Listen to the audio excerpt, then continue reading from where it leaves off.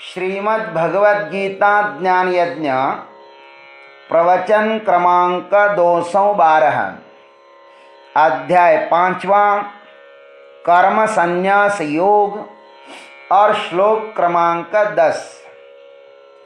ओम त्र्यंबकं यजामहे सुगंधिं पुष्टिवर्धनम् उर्वारुकमिव बन्धनान् मृत्युर्मुक्षीयमामृतात् समस्तजनकल्याणे निरतं करुणामयं नमामि चिन्मयं देवं सद्गुरुं ब्रह्मविद्वरं वसुदेवसुतं देवं कंसचानूरमर्दनं देवकी परमानंदं कृष्णं वंदे जगद्गुरुं। ओम तत्सत। निष्काम कर्मयोगी साधक कर्म करते हुए भी कर्म बंधन से कैसे मुक्त रहता है, यह पूर्व श्लोकों में बताने के अनंतर अब वह साधक किस प्रकार आचरण करता है सो कहते हैं। ब्रह्मण्याधाय कर्माणि संगं त्यक्त्वा करोति यः लिप्यते न स पापेन पद्मपत्रमिवाम्भसा। यह कर्माणि ब्रह्मणि आधाय संगम त्यक्त्वा करोति, जो पुरुष सब कर्मों को परमात्मा में अर्पण करके और आसक्ति को त्याग कर कर्म करता है, सह अंभसा पद्मपत्रम इव पापेन न लिप्यते। वह जल में कमल पत्र के सदृश पाप से लिप्त नहीं होता। अब आइए इस पर हम चिंतन करते हैं। यह कर्माणि ब्रह्मणि आधाय संगम त्यक्त्वा करोति, जो निष्काम कर्मयोगी साधक अपने समस्त कर्मों को प्रभु चरणों में फलाकांक्षा से विमुक्त होकर समर्पित करता है। देखो, मनुष्य कर्म में प्रवृत्त होता ही है इसलिए कि उसको कुछ मिले। फलाकांक्षा से प्रेरित होकर ही वह कर्म करता है और हमेशा ही सुमधुर फलाकांक्षा से उसका चित्त भरा रहता है। आकांक्षाओं के अनुकूल उसे सब कुछ मिलता है ना, तब उसे भगवान का स्मरण भी नहीं आता।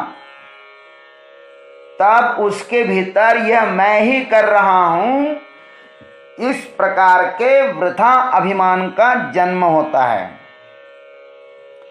और अब जब तक उसे चोट नहीं लगती तब तक यह जीव सावधान भी नहीं होता। मिथ्या अहंकार ही व्यक्ति को विनष्ट कर देता है और अन्यान्य सुख दुखों के कुएं में गिराता है। इन दुखों का कारण वह स्वयं ही है। लेकिन जो निष्काम कर्मयोगी है ना, वह अपने समस्त कर्मों का निरहंकार भाव से परमात्मा के श्री चरणों पर समर्पित कर देता है। और समर्पण ही इस प्रकृति की संस्कृति है और अहंकार प्रकृति की विकृति है। अहंकारी आदमी का जीवन सिकुड़ता जाता है, संकुचित होता रहता है। वह अकेला हो जाता है इस संसार में। वह प्रत्येक व्यक्ति के साथ, वस्तु के साथ लड़ता रहता है। वह अपना पृथक प्रदर्शन करने में जुड़ा रहता है, अतः संपूर्ण अस्तित्व उसके विरुद्ध में खड़ा हो जाता है। जैसे किसी अंग पर छोटा सा फोड़ा उठ जाए ना, तो शरीर की पूरी ताकत उसके विरुद्ध में खड़ी होकर उसे हटाने का प्रयत्न करती हैं। अहंकार इस प्रकृति को विकृत बनाने में जुड़ जाता है। आज प्रकृति अहंकारियों के कारण ही विकृत माने प्रदूषणमय हो गई है। किसी भी वस्तु का जरूरत से अधिक संग्रह करने का यही परिणाम होगा। आज यह जो महंगाई है, यह भूखमरी है, यह दारिद्र्य है, यह रुग्णता है, यह प्रदूषण है, यह महामारी है, कोरोना नामक महामारी है, ये क्यों है? अति स्वार्थ के कारण यह कुरूपता आ ही जाती है। आज किसी किसी के पास इतनी अनावश्यक संपत्ति है कि उसकी 10 पीढ़ी तक वह समाप्त नहीं होगी, और किसी को पहनने के लिए वस्त्र तक नहीं है। प्रकृति का सुख दरिद्र और श्रीमंत को एक जैसा ही मिलता है, किंतु अहंकार का सुख धनी को ज्यादा मिलता है, क्योंकि उनका समस्त संग्रहालय अहंकार तृप्ति के लिए ही होता है। आहार, निद्रा, भय, जन्म, मरण, प्रेम आदि ये जो प्राकृतिक सुख दुख है ना, वे सबके लिए समान हैं। और जाने के द्वार, आने के द्वार भी समान हैं। यह सब जानते हुए भी मनुष्य विपरीत मार्गों का अवलंबन कर रहा है। समष्टि के साथ एकता स्थापित करने के बजाय वह क्षुद्र अहंकार की तृप्ति में लगा हुआ है। अहंकार कितना ही तृप्त करने का प्रयत्न करिए, लेकिन अतृप्त होना उसकी नियति है। ध्यान रखना, वह तृप्त होना उसकी नियति नहीं है, वह सदैव अतृप्त ही रहेगा। इतिहास इस बात का प्रमाण है। रावण के पास सब कुछ था, किंतु तृप्ति नहीं थी। हिटलर के पास सब कुछ था, गजनबी के साथ सब कुछ था। कितना बार लूटा इन लोगों ने इस देश को, तृप्ति नहीं थी उनके पास। वर्तमान के अहंकारियों को भी पूछो, तब इसी तथ्य की पुनरावृत्ति होगी। जो बुद्ध है, ब्रह्म है, उसकी तृप्ति के लिए कर्म करने से ही अहंकार की मृत्यु होती है। ध्यान रखना, अनासक्ति में स्थित होकर हमें अपना कर्तव्य कर्म विश्वव्यापक परमात्मा को समर्पित कर देना चाहिए। इसी प्रक्रिया का आरंभ वहीं से होना चाहिए जहां पर हम हैं।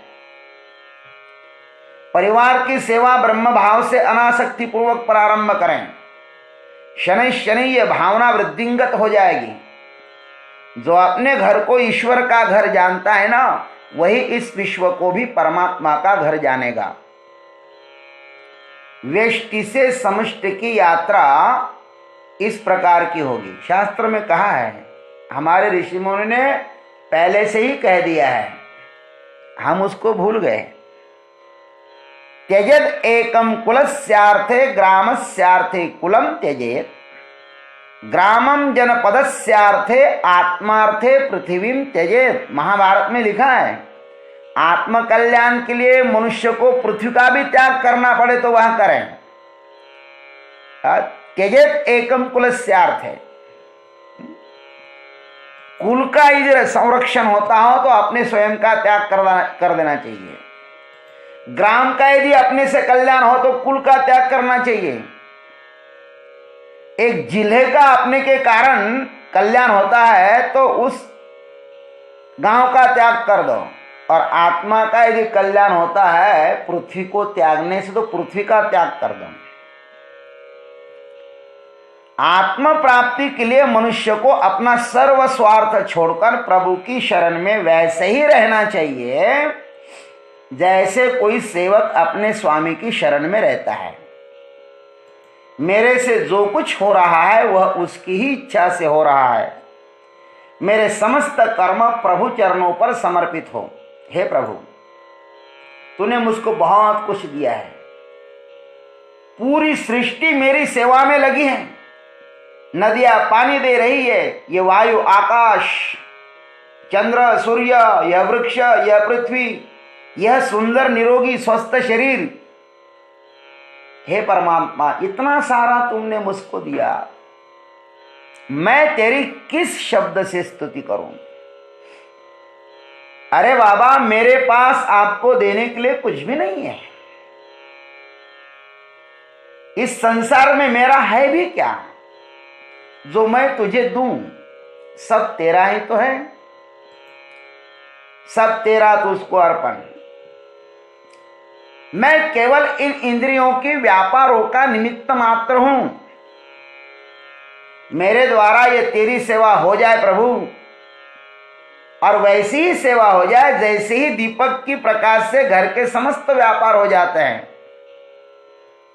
किंतु दीपक उन व्यापारों से अलिप्त ही रहता है। सेवा मैं आपकी करूं लेकिन मैं अलिप्त रहूं। मावली लिखते हैं, दीपा चेनी प्रकाशे गृहीचे व्यापार जैसे देही कर्म जात तैसे योग युक्ता।